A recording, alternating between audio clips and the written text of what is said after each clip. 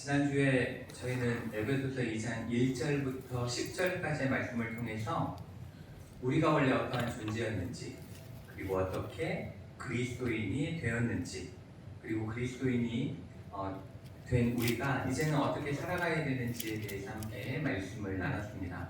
그 말씀 속에서 우리가 과거에는 어떤 존재였어요? 죽은 존재였죠. 그렇죠? 죽은 존재였지만 우리를 향한 하나님의 놀랍고 풍성하신 은혜와 사랑으로 인해서 그리스도와 함께가 굉장히 중요한 말이에요. 그리스도와 함께 살아났고, 그리고 그리스도와 함께 하나님의 자녀된 특권을 완전히 얻게 되었다, 이렇게 말씀을 함께 나눴습니다. 그리고 그렇기 때문에 그리스도인으로서 살아간다는 것은 하나님께서 이제 원하시는 선한 일을 행하며 살아가는 것, 그것이 이제 그리스도인이 살아가야 되는 길이다라는 것에 대해서 함께 말씀을 나눴습니다. 이렇게 에베소서 2장 1절부터 10절은 개인적인 구원과 그 구원의 여정, 그 구원의 길에 대해서 말씀을 하고 있다면, 오늘 우리가 함께 읽은 본문인 11절부터 22절은 이제 구원받은 사람들이 모인 공동체, 바로 교회죠. 교회에 대한 이야기를 말씀하고 있습니다. 오늘 전미경 원장님 안 오시다고 그러는데, 카메라로 사진을 찍을 때 한 사람만 이렇게 딱 찍고 싶으면 줌을 이렇게 쫙 당기면 돼요. 그렇죠? 줌을 당기면 한 사람만 딱 보여집니다. 그런데 그것을 줌 아웃이라고, 점점 화면을 넓히면 점점 옆에 서 있는 사람, 또 그 옆에 있는 사람, 또 그 배경이 되는 곳, 이렇게 넓혀지면서 그 여러 가지로 살펴볼 수가 있게 되는데, 오늘 본문에서도 그러한 이야기를 하고 있는 겁니다. 1절부터 10절까지는 한 사람의 구원, 그것에 대해서 다루고 있다고 한다면, 오늘 본문에서는 구원받은 사람들이 이렇게 쫙 넓혀져서 함께 있는 모습, 그 교회에 대해서 이야기한다, 이렇게 보시면 되겠습니다. 그래서 11절부터 22절까지의 말씀도 앞에 1절부터 10절까지의 말씀과 같이 시간의 흐름을 따라 교회에 대해 설명하고 있어요. 그래서 11절과 12절을 보시면 그때에, 이렇게 말씀이 시작됩니다. 그때에 라고 시작되고, 13절에서는 이제는, 이 현재 시제를 이야기해주고, 그 다음에 19절에서는 이제부터는, 이렇게 시제가 세 개의 시제로 시간의 흐름을 따라서 교회에 대해서 설명하고 있는 걸 우리가 볼 수가 있는데, 그때에는 하나님으로부터 멀리 떨어져 있던 과거의 우리에 대한 이야기를 하고 있는 것이고, 이제는 이라는 표현을 통해서 그리스도께서 모으신 현재 지금의 상황에 대해서 설명을 하고 있고, 그 다음에 이제부터는 이제 하나님의 백성으로 모인 교회 공동체는 어떠한 미래를 향해 나아가야 되는가에 대해서 말씀한다라고 우리가 보면 됩니다. 그리고 우리가 과거에 어떠한 존재들이었는지에 대해서 말씀하고, 지금 우리는 어떻게 교회로 모이게 되었는지, 그리고 교회로 모인 우리는 어떻게 교회를 만들어가야 하는지에 대해서 이 말씀이 우리에게 설명하고 있다, 이렇게 이해할 수가 있습니다. 그렇기 때문에 우리가 이 말씀을 잘 살펴보면, 우리가 교회로 모였는데 그 교회는 과연 무엇인가에 대해서 우리가 더 잘 알아갈 수가 있는 거죠. 그래서 오늘도 말씀을 한 절 한 절 잘 살펴보면서 오늘 우리에게 주시는 그 의미들, 교회란 무엇인가, 그 교회가 나아가야 될 방향에 대해서 함께 말씀을 나누는 이 시간이 되도록 하겠습니다. 먼저 우리 11절과 12절 말씀을 함께 한번 읽어보도록 하겠습니다. 11절과 12절입니다. 함께 읽겠습니다. 그러므로 생각하라. 너희는 그때 육체로는 이방인이요 손으로 육체에 행한 할례를 받은 무리라 칭하는 자들로부터 할례를 받지 않은 무리라 칭함을 받는 자들이라. 그때 너희는 그리스도 밖에 있었고 이스라엘 나라 밖의 사람이라.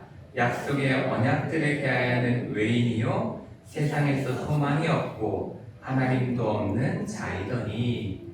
아멘.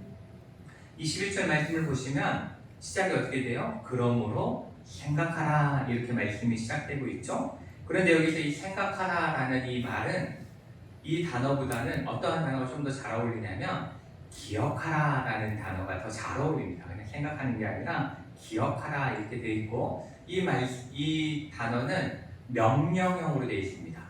그것도 시제 현재예요. 그러니까 지금 기억해야 된다는 거예요. 지금 기억해야 된다. 그리고 그 의미는 마음에 두고 절대 잊어서는 안 된다.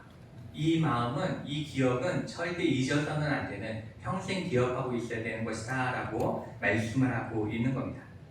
그렇다면 왜 하나님은 계속 기억하라고 말씀하시는 것일까? 그리고 그 다음에 나오는 표현들이 그렇게 좋은 표현이 아니거든요. 이제 살펴보시겠지만 별로 좋은 표현이 아니지만 이렇게 기억하라고, 부끄러운 과거인데 그것에 대해서 기억하라고 하고 있는데, 그렇게 기억하라고 하신 이유는 우리가 과거에 부끄러웠던 상태 혹은 부끄러웠던 모습들에 대해서 죄의식을 갖고 살아가라 이렇게 말씀하시는 게 아닙니다. 부끄러워하면서 살아가라 이렇게 말씀하시는 것도 아닙니다. 그것이 아니라 우리가 자신이 과거에 어떠했는지를 잊으면 현재에 대해서 교만하게 돼요. 다 내 덕인 줄 알고 교만하게 됩니다.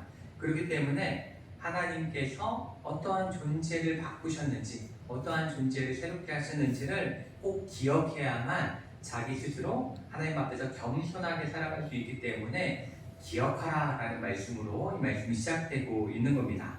그러면서 이제 너희는 그때 라고 말하고 있습니다.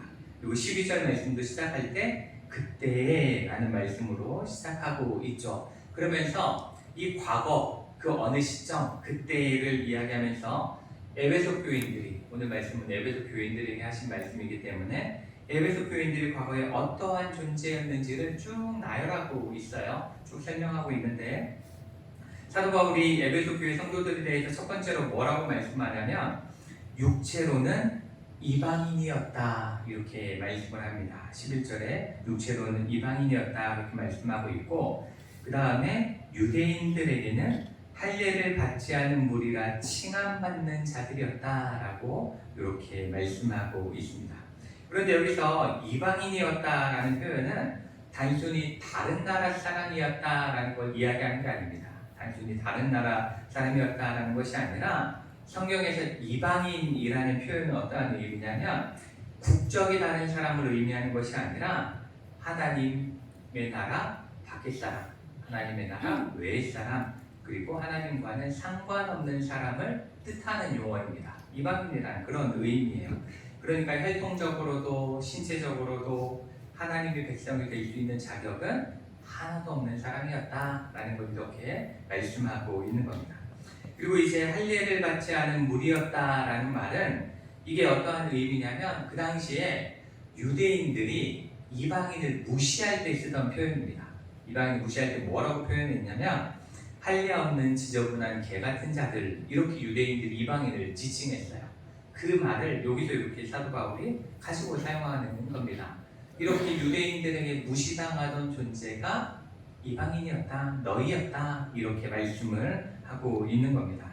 그리고 12절에서는 그리스도 밖에 있었다라고 표현하고 있는데, 여기서 밖에라는 표현은 어떤 거냐면 분리되다라는 의미입니다. 분리되다. 그러니까 생명의 근원이신 예수 그리스도로부터 분리되어 있던 자들, 완전히 나뉘어져 있던 자들, 이러한 표현을 하고 있는 거고, 그 다음에 이스라엘 나라 밖의 사람 이렇게 표현하고 있는데, 이것도 그 이방인과 비슷한 의미입니다. 그런 비슷한 의미로 이스라엘 시민권이 없는 사람이죠. 시민이 아니기 때문에 시민권이 없는 사람이라서, 시민권이 없으면 어떤 문제가 생기냐면 그 나라에서 얻을 수 있는 권리를 상실하게 되는 겁니다.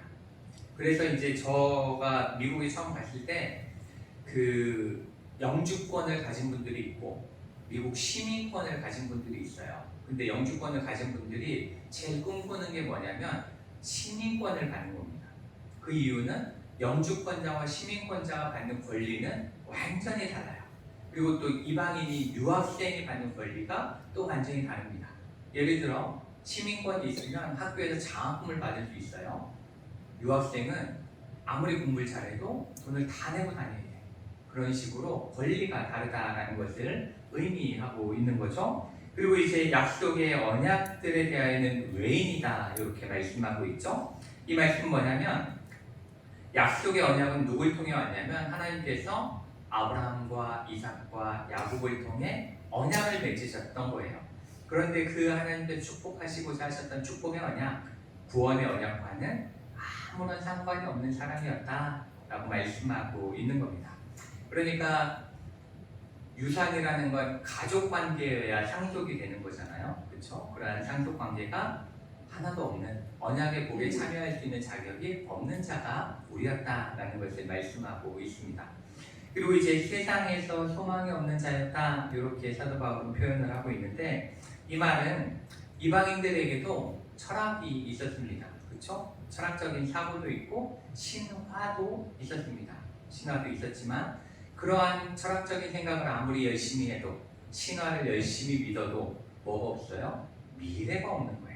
그렇죠? 죽음 이유가 없는 겁니다. 인생의 끝이 허무하게 끝난다라는 겁니다. 그러니까 진정한 미래와 진정한 소망이 사라져 있는 상태였다라는 것을 세상에서 소망이 없는 자라고 표현을 하고 있는 겁니다. 그리고 마지막으로 하나님도 없는 자였다, 이렇게 말씀하고 있는데, 당시에 제가 에베소 지역에 대해서 설명드렸을 때 말씀드린 것처럼 그 당시에 그 지역에는 아데미 신전을 포함해서 수많은 신전이 있었어요. 그러니까 수많은 신이 존재했던 거죠. 그렇죠? 수많은 우상이 존재했지만 역설적이게도 그 우상이 가득한, 신들이 가득한 그들을 향해서 너희에게는 참 하나님이 없다, 참된 하나님은 없는 자들이다 라고 선포하고 있는 겁니다. 그러니까 자신들이 신에게 열심히 절해요. 열심히 예배합니다. 그렇지만 정작 진짜 하나님이신, 이 진짜 신이신 하나님 앞에서는 영적인 고아의 처지인 거예요. 하나님을 알지 못하는 자들이기 때문에 그러한 상태였다라는 것을 설명하고 있는 겁니다. 이렇게 사도 바울은 이 우리의 과거에 대해서 하나님과의 영적인 관계에 있어서 너무나 절망적이었다. 하나님과의 연결점이 하나도 없잖아요. 그렇죠? 하나님과 연결된 것이 하나도 없기 때문에 너무나 절망적이고, 또 미래가 없잖아요. 소망이 없기 때문에 너무나 비참한 상태에 있었다라는 것을 말씀하고 있고, 그것에 대해서 어떻게 하라고 해요? 기억하라.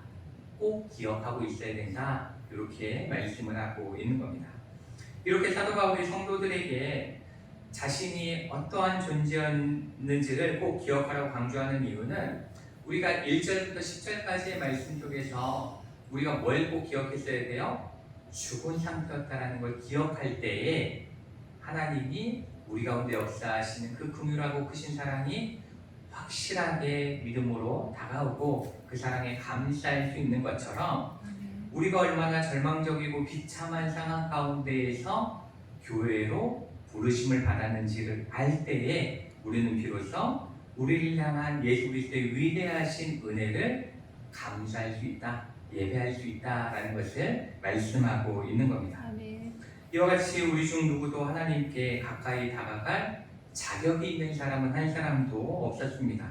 우리는 그저 하나님으로부터 단절되어 있었고, 하늘의 시민권도 없었고, 그리고 하나님과는 어떠한 언약 관계도 성립되어질 수 없었고, 어떠한 구원의 소망도 없었고, 하나님도 함께하지 않았던 완벽한 절망의 어둠의 상태 가운데 있던 것이 우리였다라는 것을 말씀하고 있습니다. 그렇기 때문에 우리가 그냥 모이자 해서, 모인다고 해서 교회가 되는 게 아니다라는 거예요. 우리끼리 한번 모여봅시다, 한번 힘내봅시다 이런다고 교회가 되는 게 절대로 아니다라는 거죠. 아무리 많은 사람이 모인다 할지라도, 아무리 자주 모인다고 할지라도 그저 죄인들의 모임에 불과하다면 그곳은 절대로 교회가 될 수 없다라고 말씀하고 있습니다. 이제 13절 말씀으로 우리 함께 읽어보겠습니다. 이제는 전에 멀리 있던 너희가 그리스도 예수 안에서 그리스도의 피로 가까워졌느니라. 아멘. 이 말씀은 이제는 이렇게 시작하고 있긴 하지만, 이 말씀의 원문을 보면 빠져서는 안 되는 단어가 하나 있는데, 그게 뭐냐면 그러나 라는 말씀입니다. 이 말씀은 그러나 이제는 이렇게 번역하는 게 확실한 거예요. 그러나 이제는 이렇게 하면서 반전을 주고 있는 거죠. 반전을 주고 있는데, 이 에베소서 2장에는 두 번의 굉장히 큰 반전의 말씀이 있습니다. 첫 번째는 4절에서 그러나 하나님께서는 이렇게 시작되는 반전이 있습니다. 죽어있던 우리에게 하나님이 일하기 시작하시는 반전. 그러나 하나님께서는 이러한 반전이 있고, 그리고 오늘 23절에서 그러나 이제는 과거와는 다른 지금을 말씀하시는 이러한 반전이 있는 겁니다. 이렇게 나의 상태, 이런 악한 상태에서 그것을 바꾸시는 하나님의 은혜가 나타나는 이 거룩한 반전이 일어나는 이 말씀이 13절 말씀인데, 여기서 이 그러나라는 단어는 우리에게 있어서는 절대적인 변화, 완전한 변화에 대해서 말씀하는 단어입니다. 우리가 앞에서 제가 지금까지 쭉 말씀드린 것처럼 우리는 본질적으로 완전한 죄인이었습니다. 그렇죠? 완벽한 죄인이었습니다. 그래서 아무리 모여봐야 교회는 절대로 될 수가 없었죠. 그러나 이제는 교회가 될 수 있습니다. 우리가 모이면 교회가 될 수 있어요. 왜냐하면 오늘 말씀에서처럼 이제는 예수 그리스도께서 십자가의 보혈의 은혜로 예수님 안에 우리를 함께 거하게 하셨기 때문입니다. 그러니까 예수 그리스도의 그 보혈의 은혜 가운데 예수 그리스도 안에서 우리가 함께 모일 때 그때부터 뭐가 되는 거예요? 모임이 아니라 교회가 된다라는 것을 말씀하고 있는 겁니다. 이제 14절과 15절 말씀을 함께 읽겠습니다. 그는 우리의 화평이신지라 둘로 하나를 만드사 원수된 것 곧 중간에 막힌 담을 자기 육체로 허시고 법정문으로 된 계명의 율법을 폐하셨으니 이는 이 둘로 자기 안에서 한 세 사람을 지어 화평하게 하시고. 아멘. 이 말씀이 우리에게 좀 더 잘 이해되기 위해서는 그 당시 예루살렘 성전에 대해서 우리가 좀 이해할 필요가 있고 율법에 대해서 좀 살펴볼 필요가 있습니다. 먼저 이 예루살렘 성전에 대해서 좀 알아보면 그 당시 예루살렘 성전은 유대인이 들어갈 수 있는 안뜰이라는 지역과 공간과 그 다음에 이방인도 들어갈 수 있는 바깥뜰이라는 공간이 있었습니다. 그런데 이 바깥뜰과 안뜰 사이에는 담이 쳐져 있었어요. 담이 이렇게 정확하게 쳐져 있었는데 이 두 장소는 거리적으로 보면은 담 하나를 놓고 있는 거예요. 그냥 담 하나를 건너면 안뜰, 다시 나오면 바깥뜰, 이렇게 되는 겁니다. 그런데 이 벽 하나가 굉장히 가까운 공간처럼 느껴지지만 그들에게 있어서 이 벽 하나는 무한한 거리를 상징하고 있는 거였습니다. 무한한 거리를 상징하는 건데 이게 어떠한 의미냐면 그 두 벽, 그러니까 두 공간을 나누는 담, 그 사이에는 그곳을 이제 소렉이라고 부르는데 그곳에는 출입구에 이렇게 경고문이 적혀 있습니다. 경고문이 하나 딱 적혀 있는데 뭐라고 쓰여져 있냐면 이렇게 쓰여져 있어요. 이 이방인은 성전 주위를 둘러싼 난관과 구역 안으로는 절대 들어올 수 없다. 이를 어기다 적발되는 자는 누구를 막론하고 그로 인해 초래될 자신의 죽음에 대해 스스로 책임져야 한다. 이렇게 말씀을 하고 있습니다. 그러니까 이 난관은 유대인과 이방인 사이를 완벽하게 분리하는 담이었던 거예요. 중간에 막힌 담이었죠.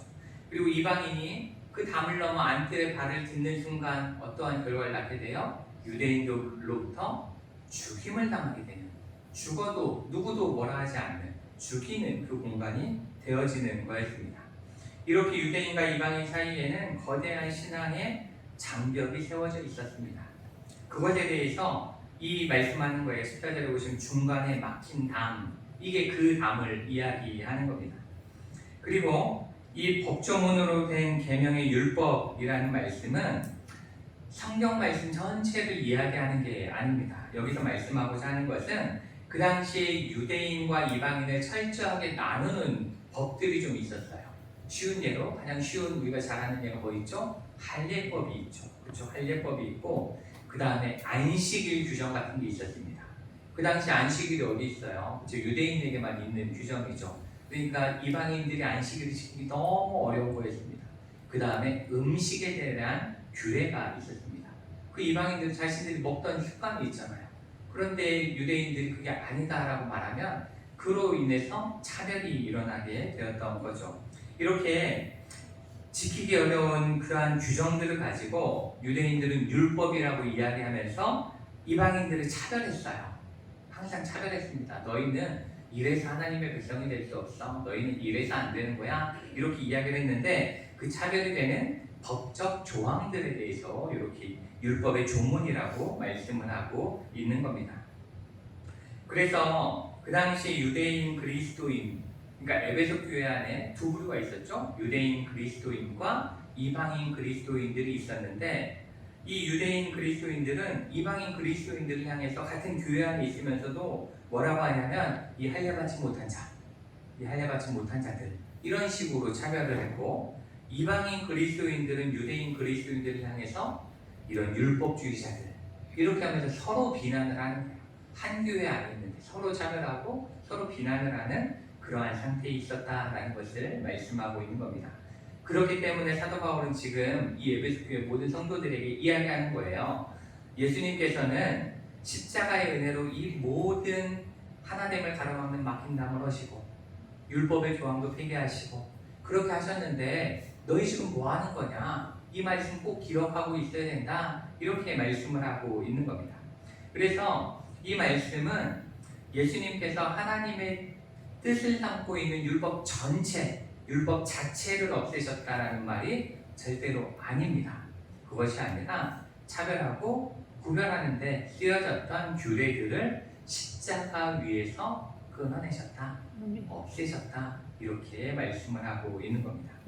그리고 그 다음에 이제 자기 안에서 한 세 사람을 지어 화평하게 하셨다 이렇게 말씀하고 있죠. 자기 안에서 한 세 사람을 지어 화평하게 하셨다라고 말씀하시는데 이것을 통해 뭘 말씀하시는 거냐면 에베소 교회 안에는 우리는 이방인, 우리는 유대인 이러한 생각들이 가득 차 있었는데 예수님께서는 십자가의 사랑으로 유대인도 아니고 이방인도 아닌 세 사람을 창조하셨다. 이제 너희는 유대인, 이방인으로 구분되어지는 사람이 아니야. 이제는 세 사람이야. 뭐예요? 그리스도인이라는 새 사람이 되었다라는 것을 말씀하고 있는 겁니다. 그런데 여기서 예수님은 둘을 놓고 중재하신 게 아닙니다. 타협시키신 게 아니에요. 조율하신 게 아닙니다. 이방인과 유대인 사이를 조율하신 게 아니에요.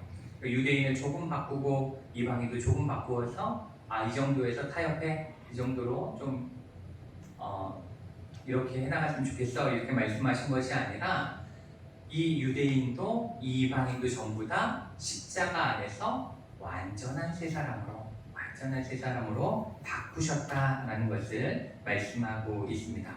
이렇게 이제 에베소 교회 안에는 유대인도 아니고 이방인도 아닌 하나님 안에서의 한 자녀가 되었다라고 말씀하시면서 이제 한 새로운 사람이 되었으니 이제는 차별과 대립을 버리고 이제 새로운 마음으로 서로를 대하고 참된 평화 가운데 거해라 이렇게 사도 바울은 말씀하고 있는 것입니다.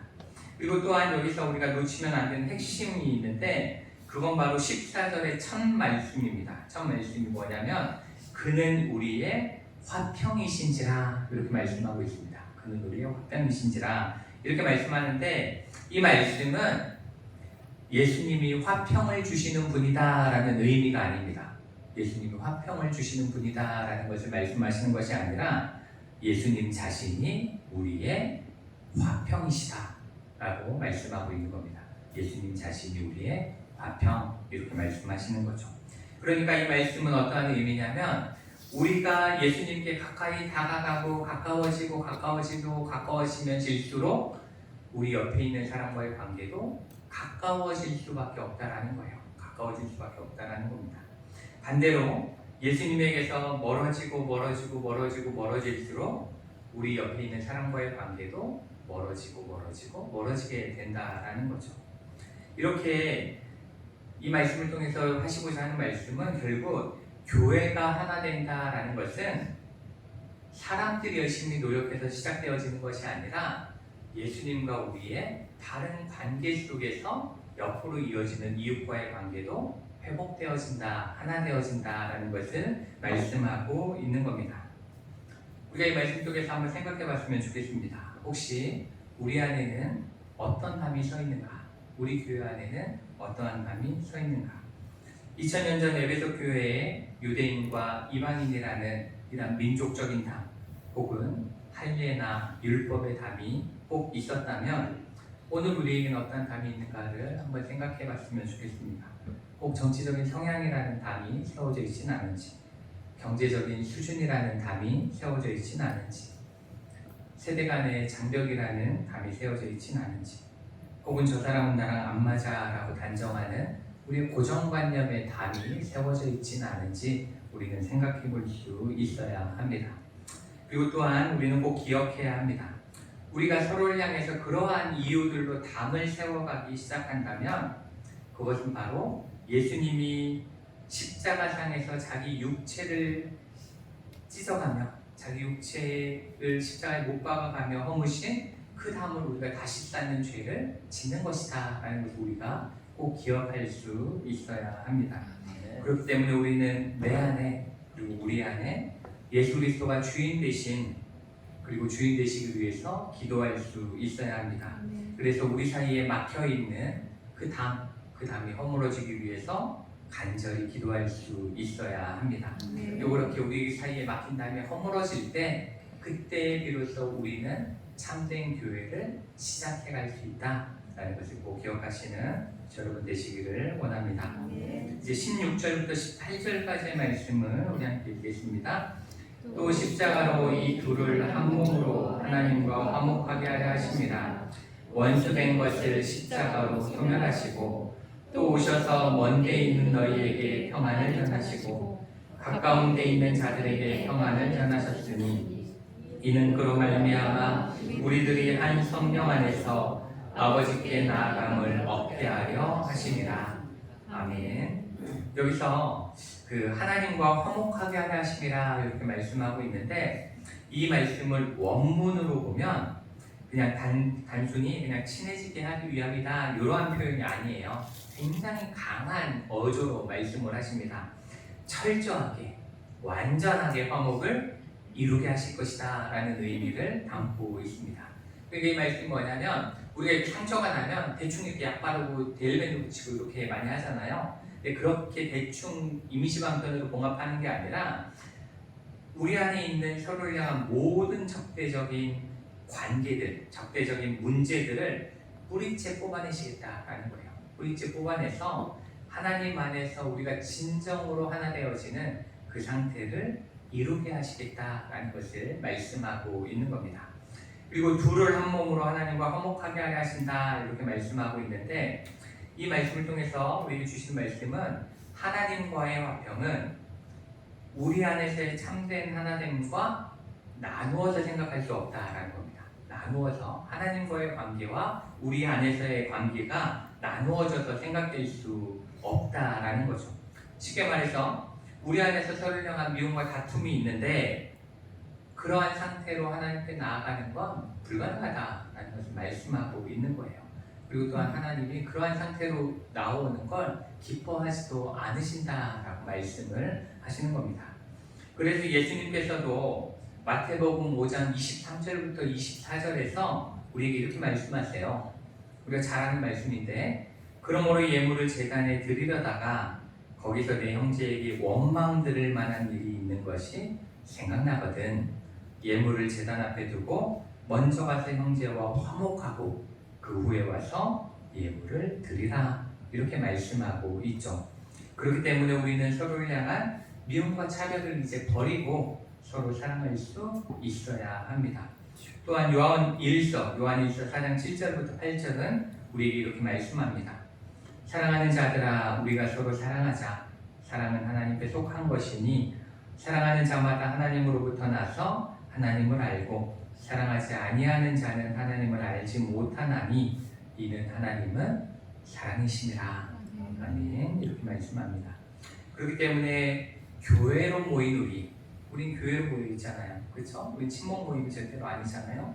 교회로 모인 우리는 이 말씀처럼 그리스도 안에서 서로를 뜨겁게 사랑해야 합니다. 뜨겁게 사랑해야 하고 그리고 우리는 하나님을 향한 사랑을 내 옆에 내 옆에 앉아있는 형제 자매를 향한 사랑으로 입증해낼 수 있어야 합니다. 내가 하나님을 사랑한다는 것을 내 형제를 사랑으로 입증해낼 수 있어야 되는 거예요. 이러한 사랑이 우리 안에 가득하기를 축복합니다. 이제 19절부터 22절까지의 말씀 마지막으로 읽겠습니다. 그러므로 이제부터 너희는 외인도 아니요 나그네도 아니요 오직 성도들과 동일한 시민이요 하나님의 원속이라. 너희는 사도들과 선지자들의 터 위에 세우심을 입은 자라. 그리스도 예수께서 친히 모퉁이 돌이 되셨느니라. 그의 안에서 건물마다 서로 연결하여 주 안에서 성전이 되어가고 너희도 성령 안에서 하나님이 거하실 처소가 되기 위하여 그리스도 예수 안에서 함께 지어져 가느니라. 아멘. 이 19절 말씀을 먼저 보시면 19절에서 사도 바울은 우리의 신분을 한 계단 한 계단 이렇게 올려놓는 걸 볼 수가 있어요. 처음에는 더 이상 외인이 아니고 아예 동떨어질 사람이 아니고, 그 다음에는 잠시 머물다 떠나는 나그네도 아니고, 이제는 하나님 나라의 시민이며 더 나아가 하나님의 가족이다, 이렇게 말씀을 하고 있습니다. 그리고 20절 말씀을 보시면 사도들과 선지자들의 터 위에 세우심을 입은 자, 이렇게 말씀하고 있는데, 이것은 교회의 기초는 이 캐톨릭에서 이야기하는 것처럼 사도 베드로라는 말씀이 아닙니다. 그런 의미가 아니라 사도들이 증언한, 선지자들이 증언한 예수 그리스도, 그 복음이라는 거예요. 복음의 터 위에 우리가 기초 위에 있다는 것을 말씀하고 있습니다. 이와 같이 교회는 말씀의 반석 위에 무조건 세워져야 합니다. 말씀의 기초 위에 세워진 곳이 교회가 되어져야 합니다. 인간의 능력이나 화려한 프로그램이나 혹은 신비적인 체험이나 시대의 유행을 따라가는 것은 참된 교회도 아니고 교회의 본질도 아닙니다. 오직 말씀 위에 바로 서는 것이 하나님이 기뻐하시는 교회입니다. 그러니 우리 성도님들도 언제나 말씀을 항상 사모하시고 또 말씀대로 살아가시고 또 말씀을 전할 수 있는 우리 모두가 되기를 원합니다. 그리고 그리스도 예수께서 친히 모퉁이 돌 되신 곳이 교회다, 이렇게 말씀하고 있습니다. 그런데 이 모퉁이 돌이라는 것이 뭐냐면, 이 모퉁이 돌이 그 당시에 두 가지 역할을 했다고 해요. 두 가지 역할을 했는데, 첫째는 두 개의 벽이 만나는 모퉁이 맨 아래에 그 자리에 놓여가지고 건물의 모든 하중을 버텨내는 겁니다. 버텨내고 양쪽 벽을 단단하게 연결해주는 역할을 하는 거예요. 그러니까 우리 안에 있는 서로 간의 관계를 연결해주는 곳이 예수 그리스도, 모퉁이 돌 대신 예수 그리스도라는 것이고, 둘째는 건축가는 이 모퉁이 돌을 딱 중심으로 해가지고 각도와 선을 맞추는 겁니다. 그래서 모든 이 벽의 높이와 방향, 두께 같은 것을 모퉁이 돌의 기준으로 정한 거예요. 그렇기 때문에 이 모퉁이 돌에서 틀어지면 어떻게 돼요? 건물이 무너지는 거예요. 무너지게 되는 그러한 역할을 하는 것이 모퉁이 돌이었습니다. 이러한 의미에서 예수님이 모퉁이 돌이시다라는 말씀은 뭐냐면, 교회의 기준은 목회자도 아니고 오래 다닌 성도도 아니고 이 시대의 문화도 아니고 오직 예수 그리스도의 말씀, 예수 그리스도 뿐이시다라는 것을 말씀하고 있습니다. 그리고 이 모퉁이 돌의 말씀을 통해서 우리가 알 수 있는 건, 우리는 그리스도 안에서 건물마다 서로 연결하여 성전이 되어지고 함께 지어져 가는 존재다라고 말씀하고 있죠. 그렇게 말씀하고 있는데, 이 성전은 단 하나의 돌로 이루어지지 않았습니다. 그렇죠? 단 하나의 돌로 세워진 것이 아니에요. 수많은 돌이 있지만 그 수많은 돌이 각자의 자리에 맞게 잘 연결되어질 때, 잘 맞추어질 때 성전이 되어지는 것입니다. 이와 같이 하나님은 우리를 혼자 신앙생활을 하도록 내버려 두지 않으신다라는 겁니다. 우리가 혼자 신앙생활을 해서 얻을 수 있는 게 없다라는 거예요. 우리가 서로 연결되어 함께 교회가 이루어질 때, 교회가 되어질 때 그것이 진정으로 바른 신앙생활이다라는 것을 말씀하고 있습니다.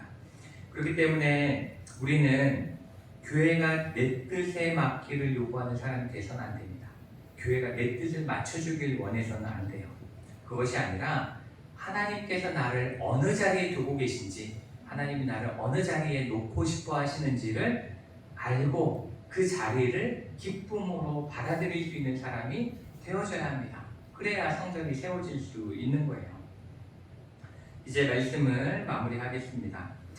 오늘 사도 바울은 이 완벽한 영적 절망의 어둠 속에 있던 우리를 통해 이루실 영광스러운 교회의 비밀을 말씀을 하셨습니다.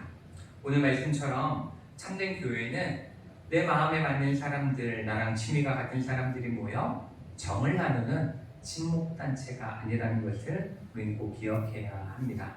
그리고 우리는 본질상 하나님과 원수가 되었고 서로를 미워하고 정죄하던 죄인들이었지만 예수 그리스도의 십자가 보혈로 그 담이 허물어지고 한 성령 안에서 하나님의 백성이자 가정으로 부름받은 기적의 공동체, 사랑의 공동체라는 것을 우리가 모두 기억하시기를 원합니다.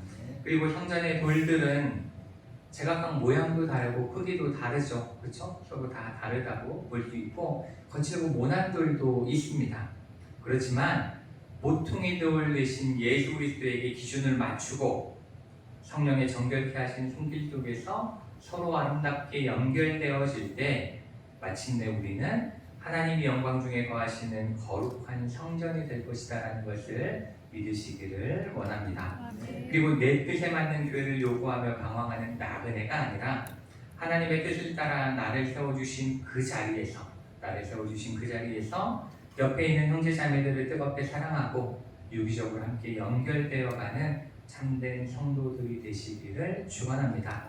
그래서 우리 교회가 세상의 유행이나 사람의 능력이 아닌 오직 말씀의 반석 위에 세워지고 예수 그리스도만을 기준으로 삼아 하나님이 기뻐하시는 그리고 기쁨으로 거하시는 거룩한 처소가 되기를 주님의 이름으로 축원합니다.